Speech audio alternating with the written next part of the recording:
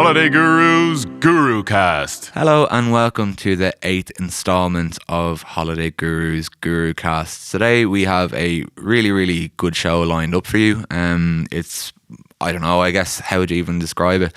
It's got a bit of a Spanish and Latin American theme this week. Ella, how are you, first and foremost? I'm very well, thank you. How are you? Amazing. Yeah, I cannot complain. I probably should have had a little bit more sleep last night, but you know, these There's things nothing happen. coffee can't fix. Exactly, or coffee, or maybe 3 coffees. And so Ella's going to be talking to a city again, which is very close to our heart. I hope that doesn't lose effect every time I say that as the weeks go by, but what are you going to be talking to us about today? I'm going to be talking about Valencia. It's a city that I've been to several times, and it's just, I don't know.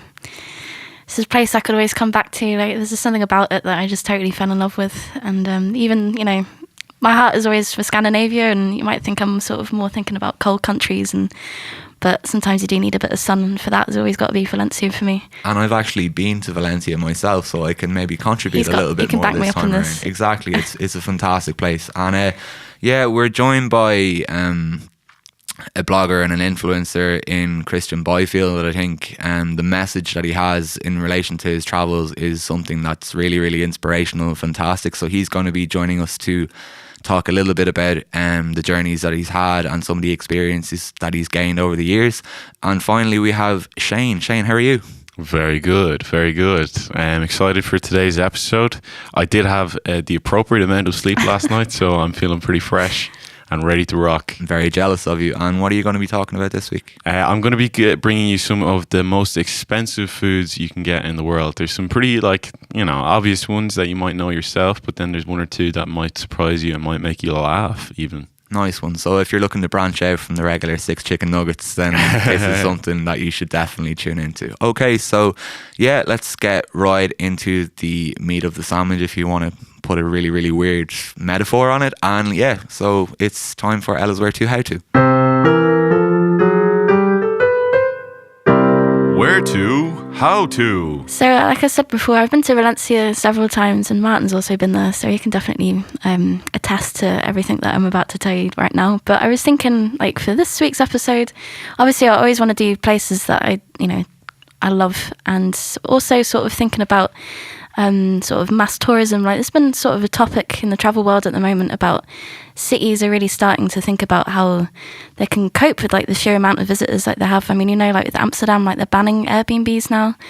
There's a lot going on in Venice when they say that, cruise ships can't dock there, and they put turnstiles in just to manage the crowds that go there. It's really pretty nuts when you really sort of look into it. It's like a new issue of it's great having plenty of cheap flights and stuff like that, but that's a new issue that's come up now. It's that sheer overcrowding. Yeah, it's we've sort of grown up with cheap travel, and it's actually now we're starting to realise the effect that it has on cities. And obviously Barcelona was one of the really big ones that really had that sort of tourism go home.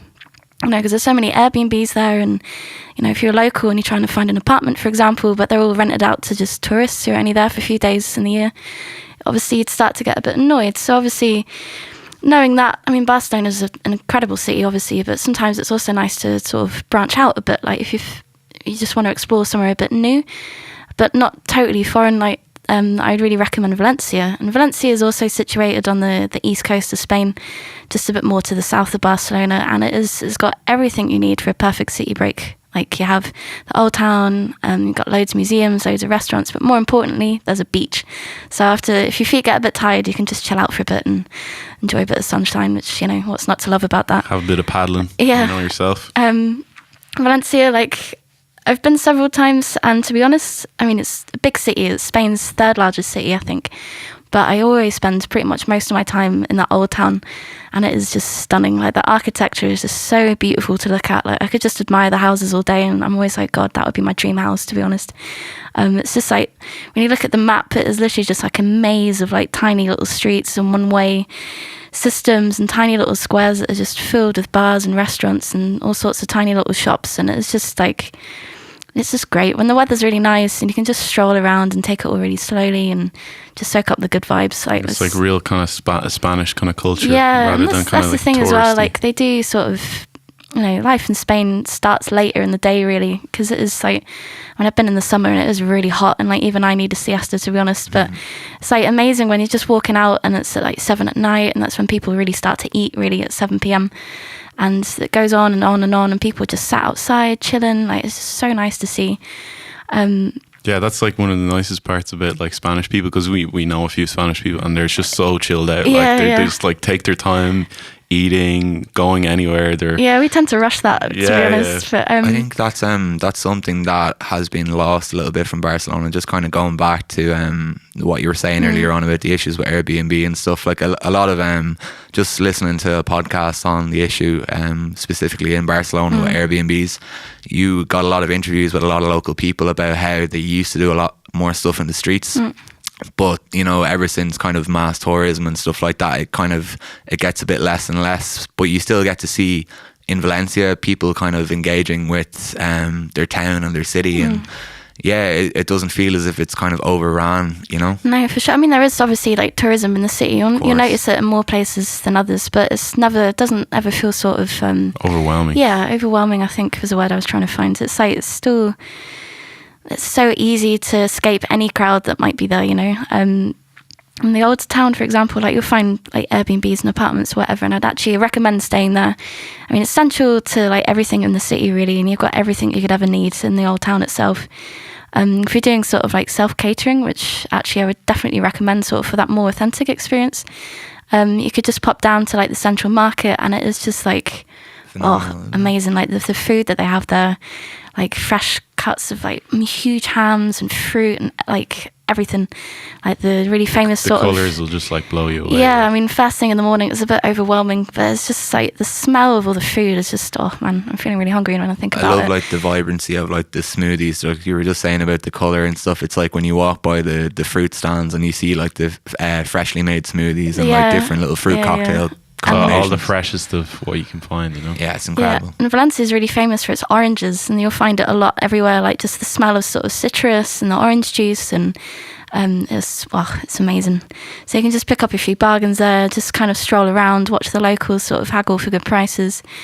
Then you can just head to like the main square, which is probably the most touristy, but still you have to check it out. It's called sort of the Plaza de la Virgen. Like, I don't know if I pronounced that right. That was incredible. But it's sort of where like it's a huge like square, obviously, but it's where you'll find the cathedral, which again is like beautiful. I mean, it looks very different to like your conventional cathedral. Like, it doesn't really have the proper spire per se, but it's really sort of flat and spread out, and it's beautiful to look at. And obviously, like, there's loads of like huge terraces where everyone sits out and has a few drinks or just hangs out in the evening when things are a bit cooler. And this is my tip. You might not think it, but this is also where you'll find the best tapas restaurant in the city, which sounds like normally like the advice is to go further away from the touristy areas to find the best food, but it doesn't apply in this case. It's called Café Almadén, and I'm not being funny, but like me and my family just pretty much ended up going there like every night, which sounds really bad, but it was our first time in Valencia, and it was just, the tapas just blew our mind. It was just so fresh, and obviously like you have to have paella because that's where it comes from in Valencia. And oh my god, it was amazing. So definitely go there. Like, they'll welcome you like a family, and they're just super nice, and you can sit outside and watch the world go by.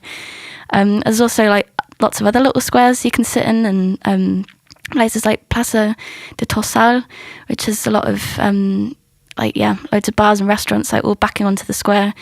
Plaza de Arbre, like the square of the tree, because it has a little tree in the centre of it.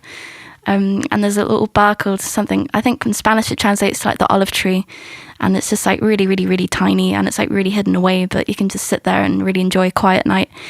And then so then you have sort of the parks in Valencia. What I found really cool was this park. It's the main one.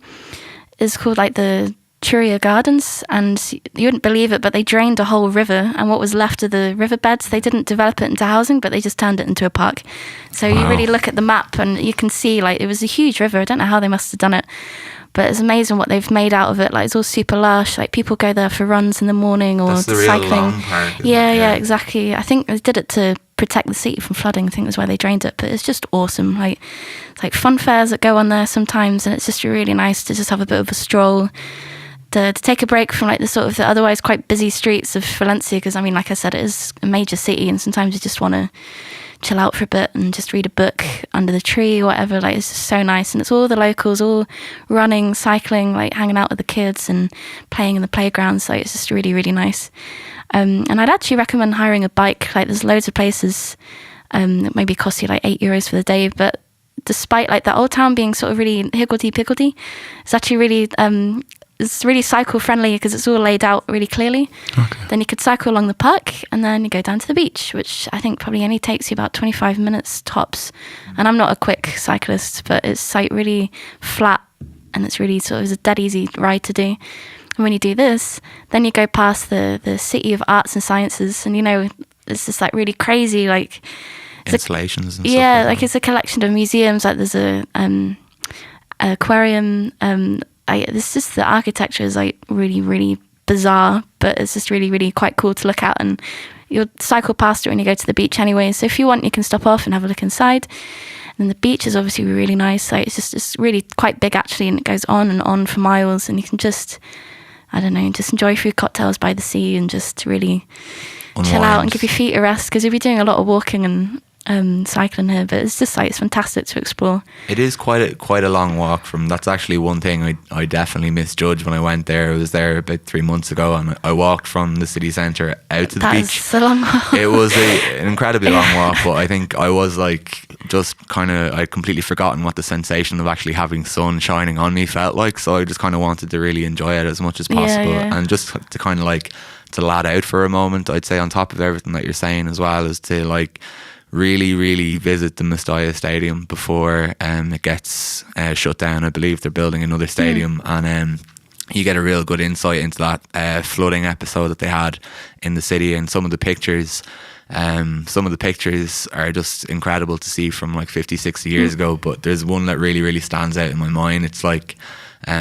back when smoking was an incredibly popular thing, and they have this picture of Valencia, like a Valencia football match from above during like, I can't remember the exact decade, I think it could be the 50s, but you just see this cloud of smoke rising above the stadium, and it's it's amazing to see. Like, it's just kind of one of these. And you were saying there recently now, like it's gone from cigarettes to pumpkin seeds, isn't it? Or no, that was actually another football game. It was like Villarreal is the reason I was there is that my brother lives in a town close by, and I went to because I'm massively into my football and stuff like that, I went to watch a Villarreal La Liga match, and it's just it's a town that's pretty much like it's very small, maybe like 80,000, 100,000. I could be wrong. I'm sorry if you're from Villarreal, listen to this and I'm getting your population wrong, but their football club is like punching above their weight in terms of the population size. And it was just going to this match, and it was like Saturday at about 12 o'clock. My brother's an English language teacher, so you're leaving there,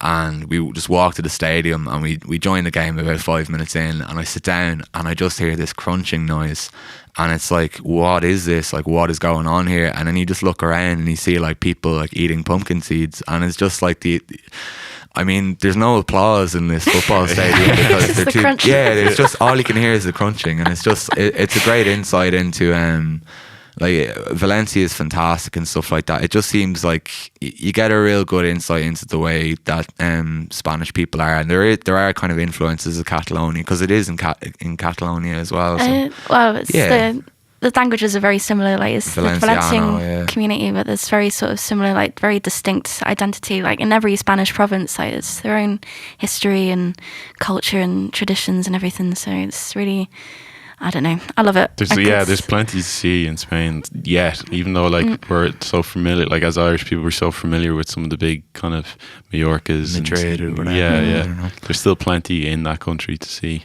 Indeed. Okay, that was really, really fantastic. Sorry for hijacking it there towards the end.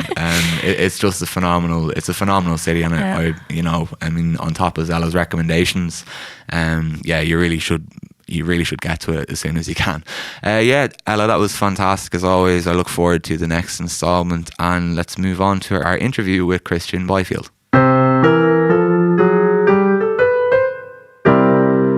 As we said many times before on the podcast, we're always trying to inspire you and trying to get you out on your own adventure. This week's interviewee is no different to any other interviewee that we've had, and the kind of aim that we're trying to bring to you in terms of getting you out there and getting you traveling. Christian Byfield is an inspiration for anyone who's ever had any doubts about setting off on your own adventure and following your dreams. Martin is particularly interested in what he does on Instagram and stuff like that. So Martin, maybe you can tell me a little bit more and tell our listeners a little bit more about him. Yeah, so obviously I would have quite a particular interest in influencers, not just for the pretty pictures, but also the function and the role that they're playing and what they're trying to achieve with their work. Christian is a guy who's followed, who just like the rest of us for a long period of our lives, we follow like a well-worn path of maybe going to school, going to university, and with the aim of getting a high-paid job. So he had this high-paid job. However, he decided to take a leap one day and just kind of venture out into the unknown. And basically, I'm incredibly delighted to say that he's here with us now. Hi, Christian. How are you? Hey, guys. How are you? A pleasure. Sorry about my tight agenda, but finally we made it. No worries, man. I'm going to start things off by asking you, how did you go from, just as a background for our listeners, how did you go from the corporate world to become what you call yourself a small collector on your travels around? That's a good question. Well, it was a big process. I started industrial engineering because, I had a lot of social pressure, and like in Colombia, people said that if you study biology or anthropology, you won't have enough money to travel and to live. So I was like, okay, I get along with numbers. Let's study a career that gives me money. And then when I retire, I'll enjoy life. So I started my degree for 4 years. I became an engineer with a minor in finance. And I started working for an iBank, an investment bank. And it was really interesting, but like really long hours. I was working until midnight almost every day, and it was my father's 60th birthday, and there was a big party, and it was 10 p.m. and I was still at the office. So I told my boss, like, hey man, it's my father's birthday. And he said, Christian, I'm so sorry, but in iBanking, you're not the owner of your time. Crazy. So you cannot go. I was not able to go. And at the end, he said, and just imagine the big economic bonus we're going to give you at the end of the year. So I was like, oh, what the hell I'm going to do? What the hell I'm doing with my life? So I was reading the newspaper. I always say if you're not happy with something, you have to change it. Like you don't do anything just complaining and whinging about stuff if you don't make changes. Of course. And I really wanted to travel. And there was this advertisement on the newspaper saying from Qatar Airways that they were looking for flight attendants. And the 3 requirements were speaking English, having high school, and reaching 2 meters, 11 centimeters with your hands so you can put your bags on the top. And I was, okay, this is going to be my opportunity to travel. I'm going to apply to be a flight attendant. When I told that to my friends and my family, they were like, Christian, what are you doing? You're an engineer. How come an engineer will be serving food at a plane?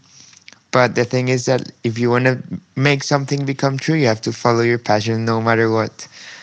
Even when I called my sister, she always said, like, Christian, could you please give me a bag to puke? Because I always say, like, humans are born without any fears, but once you start growing up, you start getting all the fears from the people that surround you.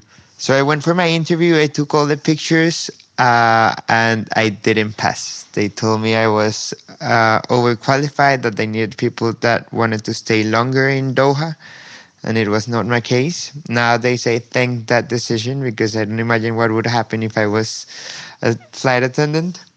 And then I changed of job. I became a management consultant, and I was there for 3 years. Not happy at all either. Very interesting. I'm very curious. You learn a lot, like good salary, good projection. But like I didn't feel that fulfillment of what I was doing with my life. Yeah. I was saving a lot of money to do an MBA like at an American university, which is quite expensive. And I had a work trip to one of the most beautiful places in Colombia. And there I met an American guy called Mark Bardi. And he told me, like, man, what are you doing with your life? I don't see you happy. You're fulfilling the dreams of others.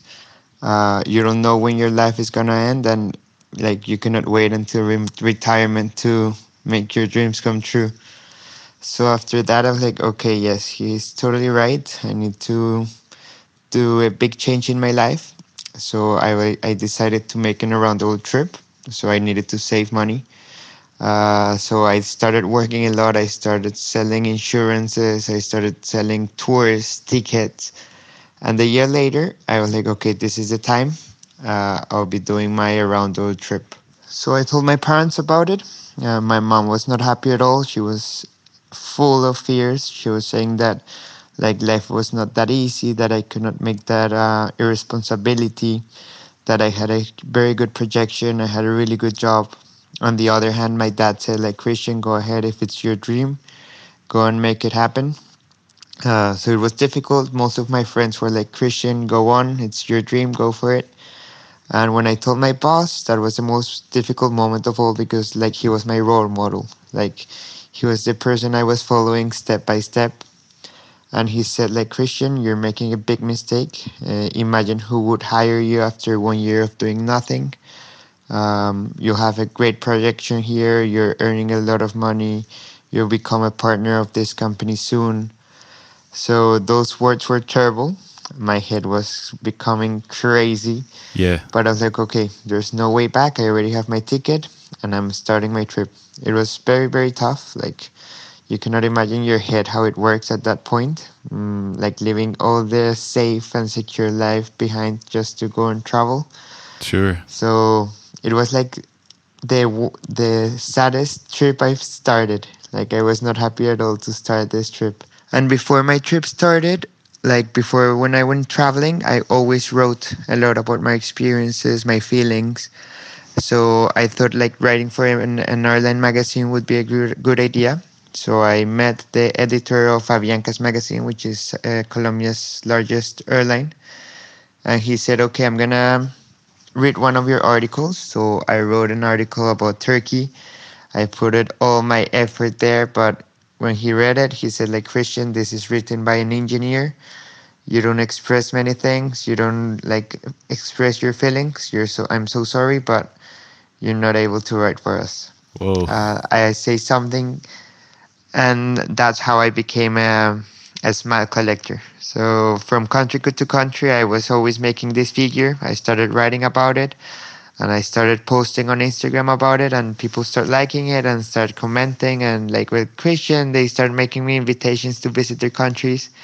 So that's how I became a smile collector from an investment banker and a management consultant. Okay, so great stuff. And when you made the transition from the corporate world into the life of a serial traveller, how did you stave off the initial fear of turning back when you began your travels? Because often it can be quite daunting of an experience to have going travelling, let alone making this your sole goal in life or objective in life, if you want to call it that. Well, the transition was the most difficult part of all. I had my family saying like, Christian, go back to your safe zone. But when you're solo traveling and when you're backpacking, you're always surrounded by other travelers that think like you. And like they know the benefits of a trip, how you grow, what you learn. So these travelers were always saying like, Christian, go ahead, you'll never regret this decision. Continue with your trip, continue with your dream.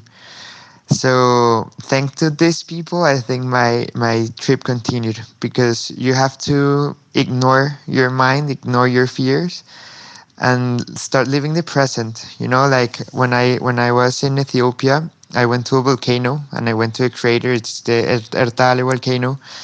And in that crater, I said like, well, I'm enjoying every second. I'm fully present. I'm not into reading any news, like seeing any social media. I was like in a really perfect state of mind. And with that volcano, I say, okay, I need to be present. I need to hear my other co-travelers, and I need to continue this and stop thinking about the future and start living the present. After that, I was like, okay, there must be one point until this person likes how I write. So he started receiving my emails every tour, every 3 days during all my trip. So I started my trip. I started in Ethiopia. which is a place I love with my heart. And I was very sad. I was depressed. I thought I was like messing up my life. I called many times my parents saying like, "Hey guys, I'm heading back to Colombia. I don't know what the hell I'm doing here." And I was walking on one of the streets and I smiled to one person and she smiled back. And I was like, wow, this is very nice. Then I smiled to the other person and she smiled back as well. And I was like, wow, this is very interesting. So after that, I started writing about like my smile collection, which is smiling to people and make this percentage of how many people smile back, which was like the big thing, how I started connecting with people. Like we all smile in the same language and you cannot imagine how you can connect through a smile. Something that we noticed in our research with you is that you're always trying to challenge conventions and people's preconceived notions or perceptions of the world. Was there a single event or point in time maybe at which you made this one of your primary goals in life, or what made you so driven to change these perceptions or preconceived notions? Well, yes, there was several points. Like I always say that the only thing that you can buy that makes you richer is to travel. And when you travel, like all the misconceptions and all the prejudices you have about the world change, because there's one really nice phrase that says that we all look at the same moon, but we live in totally different worlds.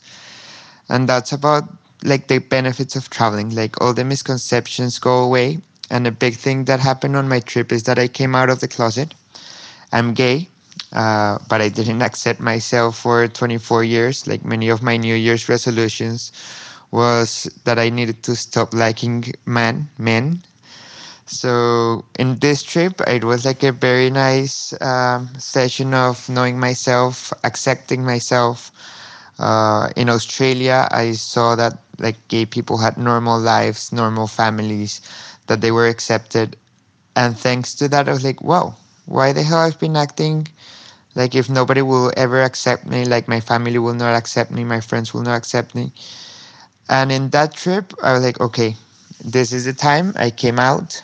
At the beginning was difficult, but same. Like I came out and it was difficult because the people that surrounded me had a lot of misconceptions about what a gay person meant and a gay life meant. And I owe a lot of thanks to my trip. And it's not only about my sexuality, but about my life. So like a lot of people think the way to go is to have a corporate life and work, get an MBA, and then retire and enjoy life. I always say there are many options to live, and there's so many different worlds. So when I'm traveling, like for example, this afternoon I was in Taiwan, and I showed that in Taiwan people read from the other way around. So people see there's many different ways to live, and there are many truths, and there's not like a single religion, a single way to live. And that's why I'm so intense with that. Like I want to show my followers that they need to be open-minded, and when they travel, this happens. Wow, thank you for sharing that amazing insight. I know it can be quite tough to kind of come to a realization like that, and we are grateful that you can share something like that with us. Just kind of going on from that, you are a person that has a deep and profound love for travel and its effect on people's perspectives. Can you give us an example of when you were kind of blown away by the power of travel, or when was the kind of first time that you experienced the power of travel? Everything started when I was 18 years old. When I was finishing high school, my parents said, okay, what do you want as a gift for graduation? There was an option of getting a watch or going to Peru. So I was like, okay, I want to go to Peru. I was planning everything with a friend, and I told my biology teacher about my trip, and he was like, man, I'm going to Peru as well, but not in a tour. I'm going backpacking. If you want to join, you're more than welcome. So he was 28, I was 18, and I was like, wow, this is a really good opportunity. And we flew to the Amazon, and then we took a boat to Peru. And I noticed that like when you were traveling, you don't need that much money I thought you needed. And I started like meeting people, learning about stuff, learning about cultures, eating new food, seeing new wildlife, seeing new perspectives. And I was like, wow, this is absolutely crazy. That's where I got my travel bug. And I couldn't stop. So after that trip, I was saving all the time for my next trips. During university, I was working for a travel agency that paid me with their tickets. So during my university, I was always traveling, and it's you can never stop. And that's where I started like becoming in love with travel and like meeting new people, new places, learning from new cultures. That's how I got into this. Wow, that's actually a pretty cool story. I wish my biology teacher was that cool. Just to build upon that from a South American, point of view, I have my own perceptions, let's say. I have a fascination, I would call it, with Colombia based on experiences of my own friends and family who have been there. It sounds like an incredible place, but sometimes the portrayals of Colombia that we might get in the Western world can lead to often false preconceived notions or misconceptions. And I'm just kind of wondering, for our listeners, how would you as a native person describe Colombia to someone from a Western culture, or for any culture for that matter? Well, really good questions, because as a Colombian traveling, we have a lot of misconceptions and a lot of prejudices, as we've been talking before. Like they'll say about Pablo Escobar, about narcos, about drug dealing. So whenever you meet a Colombian, don't ever make any joke with drugs or cocaine, because it's not funny. Like 2 weeks ago, I was in Belize, and there was one guy that said, "Oh, Christian, Colombia, yeah, you must be a drug dealer. That's why you can travel. You must have a lot of cocaine with you." Those are not good jokes. And same, when you travel and people that go to Colombia, all those prejudices will go away, because Colombia, it's my favorite country in the world, not being biased. We have one of the nicest people. We're extremely diverse. Like Colombia is one of the most diverse countries in the world with indigenous communities. So we have more than 15 languages. We have from beautiful barrier reefs to snowy mountains. We have the Amazon. We have deserts.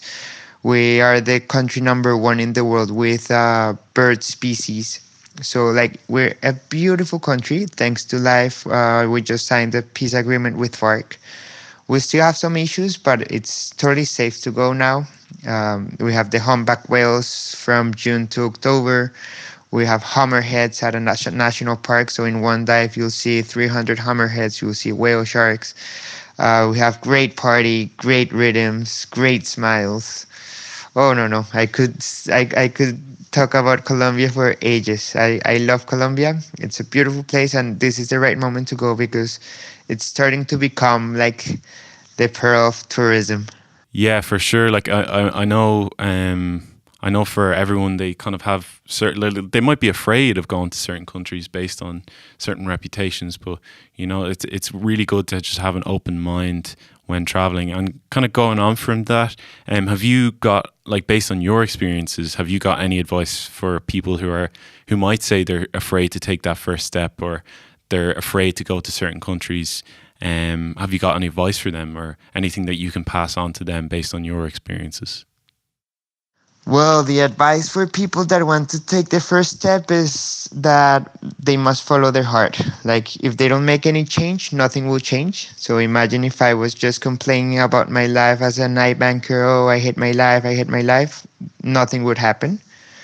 Thanks to my writings, after 2 years of writing to this person and being persistent, the editor of the airline liked my job, and he was like, "Christian, welcome to our airline." And when that happened, I started like living out of tourism and traveling. And thanks to that, I became an Instagrammer, and I started growing.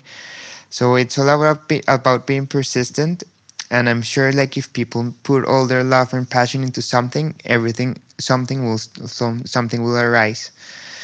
So, like, the important thing is to leave the fears aside and to start making changes. That's the most important of all. So it's important to leave your fears aside and trust yourself, trust in your potential. There's a really good book that helped me a lot from Eckhart Tolle. It's called A New Earth. And it says that the moment that you're able to connect with yourself, like without any layers, you're able to connect with the universe, and everything will flow perfectly. I don't know if it's just me, but with me it's been happening word by word. And I think it's that, like, trusting yourself, being persistent, and following that something that really makes you vibe. So yeah, brilliant stuff. So can I ask you, like, have you got any plans for the future? What kind of things can we expect from Christian Byfield going forward? Future plans, continue traveling. I see myself doing this for a while. I became now a travel influencer, so my full-time job is to promote destinations around the world,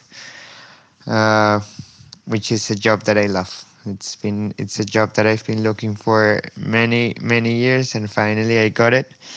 So I see myself living like this for a while and live the present, not worried about the future. Okay, excellent stuff. Yeah, really looking forward to seeing what the future holds in store for Christian Byfield anyway.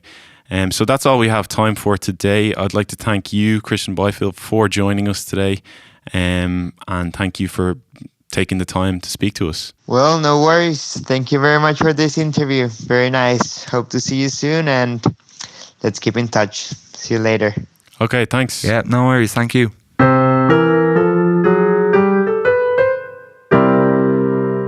And now, this week's Holidayguru Top 5. Okay, so for this week, I was feeling kind of, I was missing, well, not missing, but I was kind of looking forward to maybe in later life when I get my luxury lifestyle on the go, when I make my first million, you know what I mean? What kind of foods will I be dining on? So I thought I might get the 5 of some of the most expensive foods in the world. So if you really want to splash out and impress your friends, get one of these items. So at number 5, we got this one. This one's a bit of a funny one. So there's a particular type of coffee that's produced in Indonesia, the Philippines, and in southern India, and it's the preparation for it is a little bit strange. So it's called kopi luwak, and it's the most expensive coffee in the world, mostly because of how hard it is to produce. So basically, there's these little creatures. They're like almost like little kind of squirrels, and they go around and eat the coffee beans, and then when they're finished and it passes through their system, people collect what's left over and they make coffee from it. Oh God.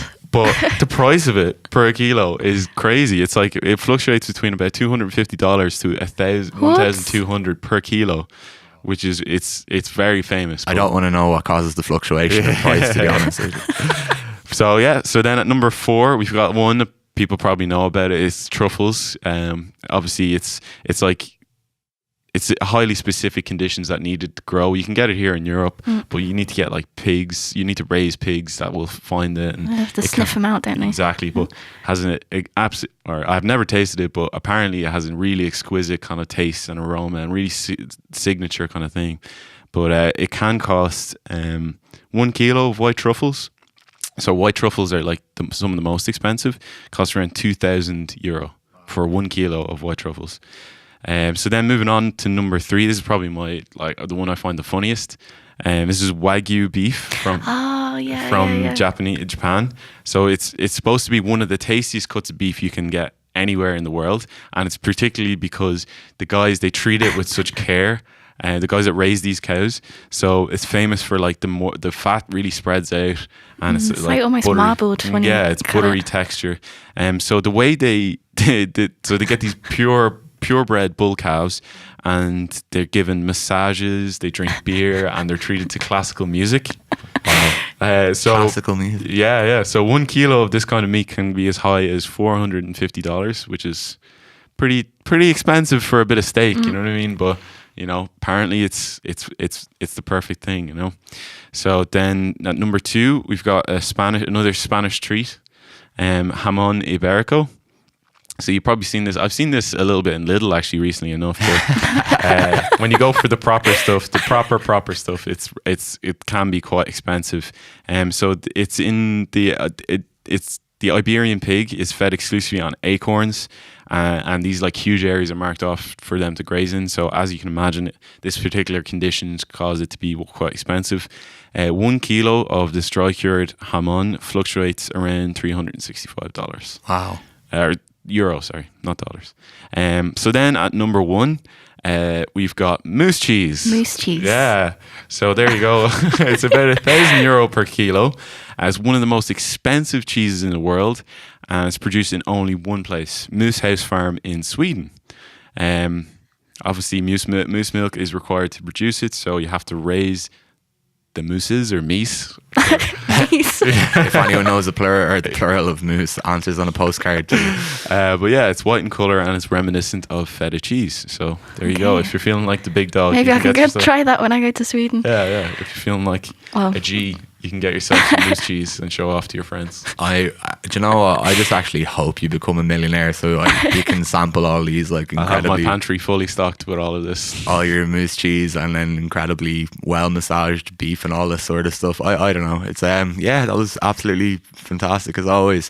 That's pretty much it for this week, I believe. So just a quick shout out to our sound engineer Sebastian for looking after us once again. Ella and Shane, thank you for your contributions. Thank you. Thanks for your contribution, Martin, as always. Always appreciated. I do try my best and I'm feeling a bit emotional now. So that is pretty much all we have time for. So join us again next week for the 9th installment of the Gurucast and have a good weekend. Bye bye. See you later. Bye.